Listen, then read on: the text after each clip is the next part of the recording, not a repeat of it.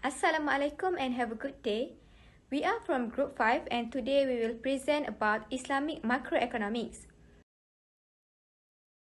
Before we start our presentation, let me introduce ourselves first.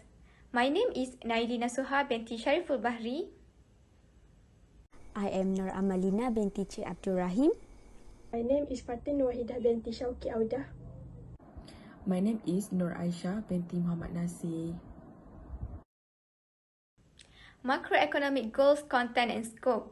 First, we go to increased employment rate. The term employment rate refers to the amount to which available labour resources are being utilised. People who are included in the employment rate percentage are those aged 50 to 64 years old, as well as those who are unable to work or are not seeking for work, such as housewives and house husbands. Employment is a significant source of revenue for people who want to improve their standard of living. Apart from that, it can also aid in the reductions of poverty. To raise the amount of employment in the country, so that a strategic action must be made. Firstly is encourage self-employment. Second, enhancing the labour information system to allow people to search for available and suitable jobs on the internet. Third is agricultural methods that need a lot of labour. This method aids people in finding work, particularly in rural areas. The more labour-intensive the job, the more opportunities there are. Fourth is provide skill development and training, particularly for the disadvantaged. People in rural areas are not interested in participating in training programs to improve their labour skills. Regrettably, they lack the necessary abilities to obtain a higher professions that requires high-level personnel. Finally, an equitable employment policy was implemented to protect the legitimate rights of employees who relocate from rural to urban regions and to ensure that they have access to public resources, allowing for gradual integrations of urban and rural employment. Second is poverty alleviation. Poverty alleviation is a procedure that is aimed specifically at poor people with the goal of lifting them out of poverty. They may be trained to become employed, or they could be given the tools they need to pursue their craft. Its goal is to enhance the life of those who are currently living in poverty. Poverty can be alleviated by increasing the rate of employment. This can be explained by the concept of employment, which allows people to earn more money. Increased income leads to a higher standard of living, since people now have more purchasing power to spend on their wants and needs. When people buy more, business expand, and then resulting in national economic growth. As a result, macroeconomic objective can be made. Third is control inflation. Inflation is a term used to describe a situation in which the general price level in an economy continues to rise over time. Inflation leads to a higher cost of living, which means households' purchasing power on goods and services is reduced. When the economy attained full employment, it was owing to a rise in an aggregate demand without an increase in aggregate supply. Inflation can be controlled via monetary, fiscal, and other policies. First and foremost, there is monetary policy. They forecast future inflation via monetary policy. If inflation is likely to exceed the target, the central bank will boost interest rate. Interest rates hikes will help to slow the economy's aggregate demand growth. As a result, the inflation rate will be lower. Higher interest rate limit consumer demand for goods and services, resulting in slower growth and lowering inflation. Second is fiscal policy. It comprises the government changing tax and spending levels to influence aggregate demand levels. A higher income tax rate could restrain spending, demand, and inflationary pressure through fiscal policy. Third is price controls. By attempting to manage compensation, may in theory help to alleviate inflationary pressures. Lastly is wage control. Controlling wage rises can help to keep inflation in check if pay inflation is the cause of inflation. Lower wage growth reduce cost push inflation, lowering demand pull inflations. Next, we go to growth and stability. The term macroeconomic stability refers to a country's economy becoming less sensitive to external shocks and thus enhancing its long-term growth prospects. It serves as a safeguard against worldwide currency and interest rate fluctuations. Macroeconomic stability emerged when essential economic links such as domestic demand and output, the balance of payments, fiscal revenues and expenditure, and saving and investment are in balance. On the other hand, a stable economy can also refer to the absence of major or excessive macroeconomic indicator volatility. Maintaining macroeconomic stability is thus a necessity for long-term, inclusive growth. This is because a stable economy can contribute to higher productivity, more efficiency, and lower unemployment. In order to improve macroeconomic stability, countries must support macroeconomic policy with structural changes that strengthen and improve the operations of diverse markets and sectors. Lastly is growth and equity. Growth with equity is not only a right of the people that generates the growth and wealth, but it is also a critical component of society's long-term interests. Significant income equality is essential for long-term economic progress and social and political stability. Minority interests are common in growth equity agreements. One of the economic goals is to achieve economic development equity. Most economists, on the other hand, consider fairness in terms of how money and opportunity are divided equitably across different groups in society. There are three principles to achieve equitability in income distributions. The principle of non-discrimination and equal opportunity is the first principle.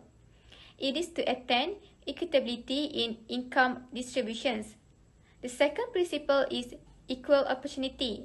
It states that if inequalities are justified by difference in occupations, skill or training, at least equal chance to enter preferred occupations and develop highly compensated skills should be provided. The third principle is conditions of equity. It is ensured that even the poorest people have access to basic necessities. For the next slides, I will pass to the next presenter. I am AMALIENA and I'm going to explain about money.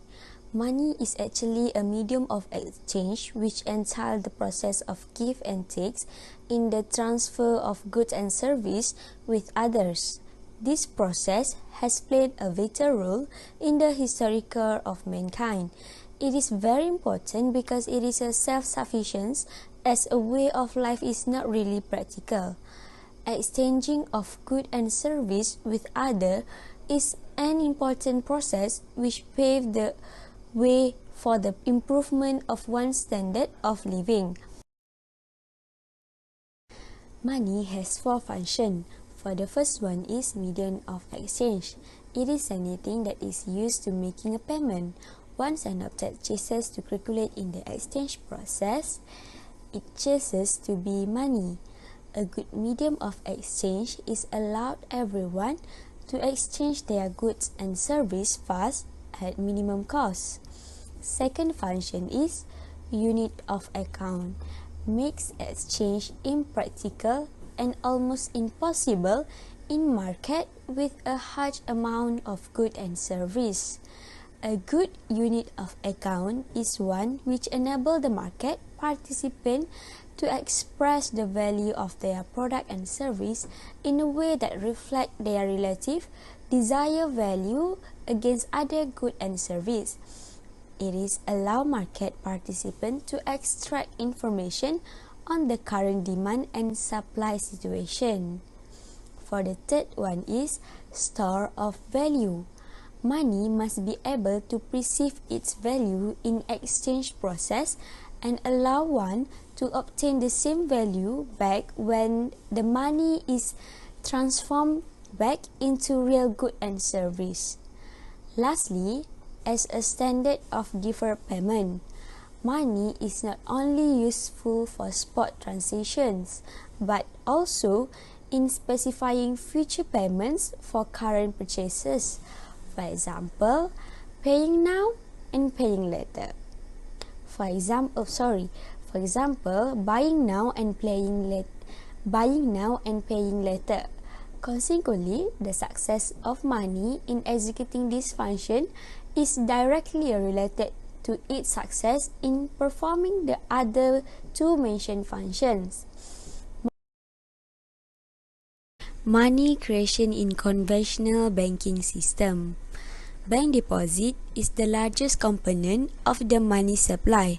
There are the linkages between central bank, commercial bank, or private banking system, depositors, and borrower, which influence the central bank to supply the money. There is also interaction between these four groups have direct effects on the money supply. The banking system operates as a fractional receive system, which only a portion of the bank deposits are held in reserve. Next slide is about gold dinar. Gold and silver coins is began to introduce in Arabia. Mecca was a cosmopolitan town and a central for foreign exchange and credit transition. Gold and silver coins of various origins were widely in circulation among the Arabs. During the lifetime of Prophet Muhammad, he noticed that trade and business were appraised in gold and silver, which were used as currency, but did not forbid people from dealing in it. After the death of Prophet, neither the first Caliph nor the second Caliph made any alteration to the system. As a result, Abdul Malik ordered the minting of Islamic dinar and dirham. Its value appears to have varied in the different provinces of Muslim world. The Arab traders who were in frequent touch with other nations conducted their commercial transactions with gold and silver coins as a medium of exchange. With the spread of Islam, the dinar was minted in large quantities and gradually displaced the Byzantine gold coin as the major international currency. Let's go to the next slide. Money have 5 issues, which is money, riba, time value of money, trade and rental. So for the first one, let's go to money. How interest on money capital mentioned in the Quranic concept of riba is different from exchange or trade in the context of the verse mentioned in Prophet Muhammad hadith. God has placed 9/10 of income in trade, which as a matter of fact is fairly accurate description of reality if wealth generated from trade capital is compared to the generated from pure labor. Next is riba. It is an Arabic term for usury. It also underwent a process of gradual prohibition in Quran. Even after ultimate prohibition, this affected doggers alike that riba is a normal mode of trade. Modern financial market echo the same pre-Islamic allegation as the interest rate prevails as price of money in money and capital market.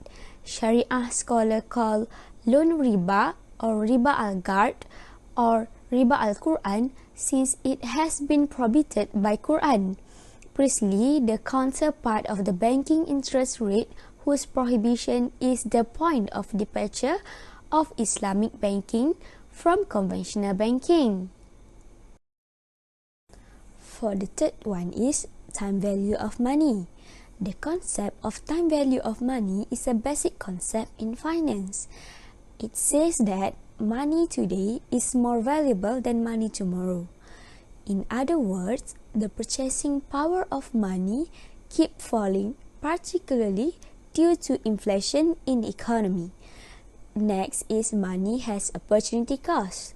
If one has money today, one can invest the money in some business ventures and thereby increase one's future amount of money. Interest income is the opportunity cost of money, which is, however, forbidden in Islam. It is uncertainty of future cash flows because future cash flows are only expectations. For example, we expect them to take, but nevertheless, due to some criticisms, they may not happen. Next issue is trade. It is highly commendable not only due to the wealth it generates, but also due to the scope of economy, interdependence it extends among human nations. Since time immemorial, immense benefits have been accrued to nations and societies from increased economic interdependence.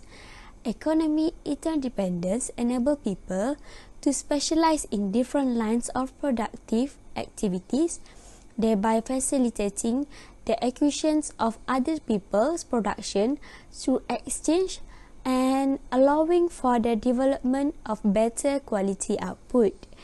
The last one is rent.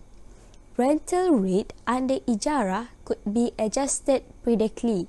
It causes gharar to the contract as the total rent over the life of the lease actually unknown to the outset.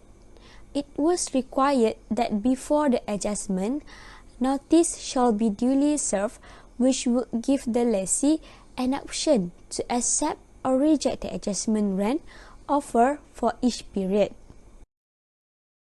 Thank you, AMALIENA. Now I will present about monetary policy. First is principle of monetary policy in Islamic framework.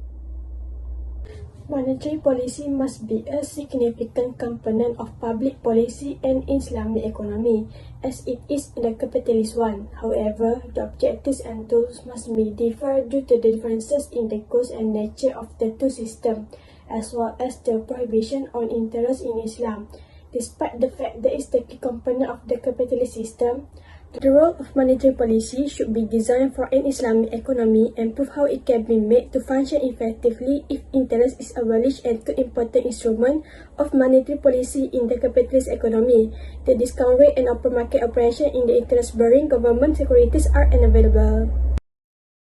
The most important goals are economic well-being with full employment and optimal rate of economic growth, socio-economic justice and equitable distribution of income and wealth, strong stability in the value of money to allow the medium of exchange to be a reliable unit of account, a just standard of deferred payment and a stable stock of value. Due of the impact of socialism and political pressure, taxation and tax payment are starting to reduce some of these inequalities. In contrast, Islam tried to solve the main causes of gross inequalities and also uses zakat, taxation and tax payment as additional means to reduce inequalities even further in order to achieve a distribution of income that is consistent with its concept of human brotherhood. Next is objective of monetary policy. The objective of Islamic monetary policy is to encourage economic growth and employment. When the economy grows, the government can give residents with decent work opportunities. Then, monetary policy can help us to achieve the objective of distributive justice. The distribution of wealth is the result of group pressure rather than spiritual commitment to human brotherhood. In Islam, it is obligatory to share the wealth with others, since wealth is not owned by individuals but by Allah. And we as Khalifa are only trustees to look after this property. Finally, it is important to prevent the concentration of wealth and economic power in an economy.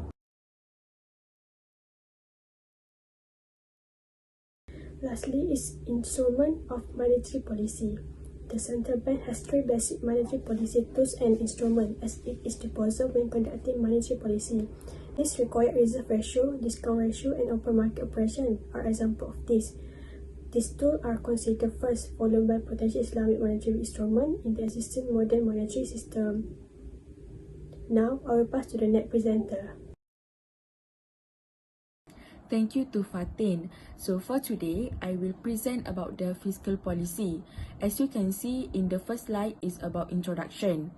Fiscal policy can be defined as the policy that works through the government budget in a country. Government includes the national, provincial or state, country or district, and other local governments. However, the literature on fiscal policy generally focus on fiscal action by the central government. Fiscal policy works through expenditure, subsidies, and taxes at government level. Traditionally, executing authorities for fiscal policy are Treasury and allies government. The next slide is about objective of fiscal policy. Fiscal policy actually same with monetary policy because it is also has objective and goals to be achieved. Objective number 1 is achieve the justice and equity. In Islamic view, this policy is used to distribute income and wealth in the economy equally between the citizens. The distribution must be divided equally between them without any inequalities occur. Objective number 2 is provision of socio-economic needs of the community or socio-economic welfare. In this part, it focuses on the needs and welfare of the public without care about the profit. Welfare of the human comes first and become the important part that discussed in this policy. The distribution of wealth must be made by the authority fairly between the people. The needy must be cared first, so the authority should divide the resources among the people fairly. Objective number 3 is enhance the community's economic resources or economic growth. Governments are committed to improve the standard of living among the people in the country so that they are providing the necessary infrastructure to the citizens to promote the economic growth. The infrastructure that provide are school and hospital. And objective number 4 is improve the cultural milieu of the society. The next slide is about revenue policy. Budgeting in Islam can be differentiating in early and in the modern Islamic period. The sources of the revenue in early Islamic period are getting from 6 sources, which are revenue from zakat, kharaj, jizyah, ghanimah, fee, and ushur. So I will explain one by one. The first one is zakat. Zakat is the special levy or tax on wealth, including ownership of the animal, gold and silver, and the agriculture product. Number 2, kharaj is the tax on the revenue from the land. Number 3, jizyah is the tax pulled toward non-Muslim so that they can get the protection from the state. Number 4 is ghanimah. Is the properties that get from war or spoil of war. Number 5, fee is the properties that receive from enemies without actual fighting, or in other words, voluntarily giving up the property. And the last one, ushur, custom duties that collect from the goods that import from other country. So the last point in this slide is in early Islamic period, revenue from zakat that we get, we need to expand to the aid recipient such as like fuqara, very poor people. So number 1 is masakin, the poor. Number 2 is amilun, which is the tax collector. Number 3 is mu'allaf, is newly convert and those near to Islam. And number 4 is Ibn Sabil, which is musafir. Ar-Riqab is slave. Al-Gharimin is the debtor. And the last one is Fi Sabilillah, person who works to get Allah blessing. So as you can see in the next slide is about aid recipients. So I will explain one by one. Number 1 is about masakin. Masakin, it is to eliminate of their poverty and as the provision of basic needs.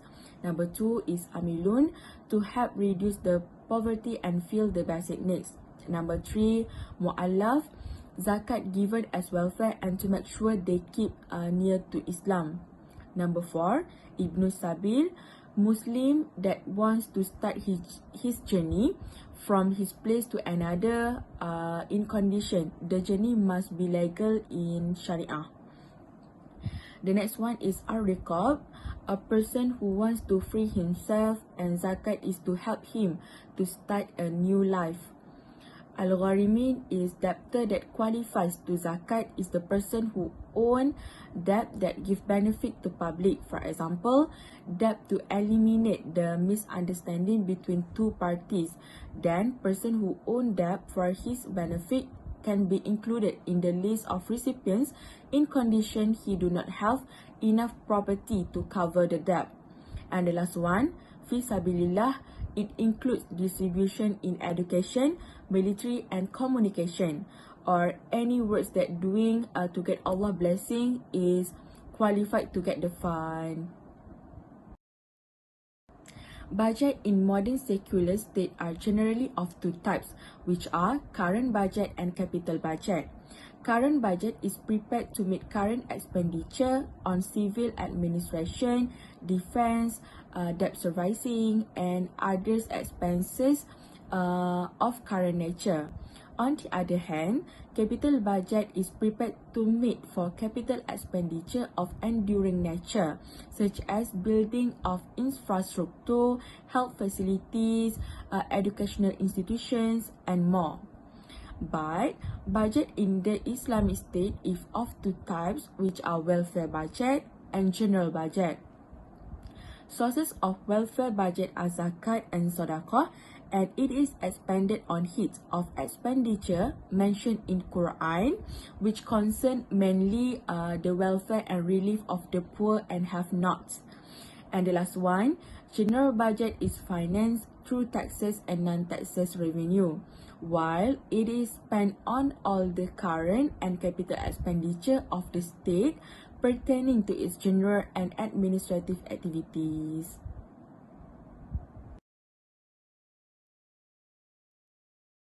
The last slide is about public expenditure. As you can see, the first point is distribution in Islam is differing from the capitalism and socialism. In capitalism, the distribution is not their focus. They only enjoy the benefit by their own without distribute it to the needy and the poor. In this system, individual monopoly, the resources and the rich become richer and the poor become poor. While in socialism, government own the resources or the property. The role of private property is to be lessening as key industries are nationalized. In this system also, it focuses on human welfare but not in details. But in Islam, the distribution is based on divine with moral and ethical value, addressing humanity, sympathy, forgiveness, generosity, and clarity. Islamic system also concerned with the social distribution of wealth. The last point is, if distribution of wealth in a community is unfair, unjust, and inequitable, the social peace is always at stake, and the conflict between the have and have not result in bloody revolutions. So that's all from us. Thank you for your time. Thank you for watching our video. We hope you guys enjoy and understand what we present about.